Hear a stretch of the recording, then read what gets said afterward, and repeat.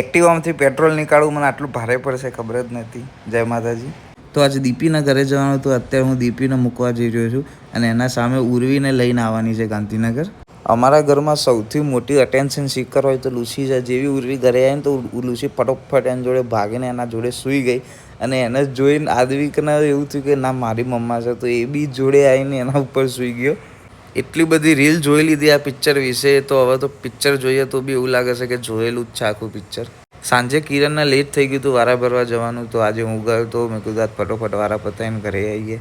રાત્રે અમારા સામેવાળા દાદાને એક્ટિવામાં પેટ્રોલ પતી ગયું હતું અને અમારા એક્ટિવામાં ફૂલ પેટ્રોલ હતું, તો અમે વિચાર્યું કે થોડું નીકાળીને એમાં નાખી દઈએ તો ચાલુ થઈને પેટ્રોલ પંપે તો પહોંચે. હવે ખબર નહીં ટોટીમાં પ્રોબ્લેમ હતો કે ટાંકીમાં પ્રોબ્લેમ હતો, પણ પેટ્રોલ બહુ બહાર નહોતું નીકળ્યું. થોડું નીકળ્યું પછી બંધ થઈ જતું હતું. લાસ્ટમાં કિરણે આઈડિયા આવ્યો કે ભાઈ તું તાર ડાયરેક્શન બદલી કર. હું લેફ્ટ સાઈડથી ખેંચતો હતો કે તું રાઈટમાં આવીને ટોટી નીચે રાખીને કે પછી પેટ્રોલ આવ્યું છે.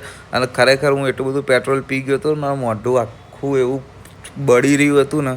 પછી ગમે તેટલું આપણે પેટ્રોલ પી ગયા પણ દાદાનું કામ થઈ ગયું. દાદાને એક્ટિવામાં પેટ્રોલ નાખી દીધું પેટ્રોલ પંપે પહોંચે એટલું.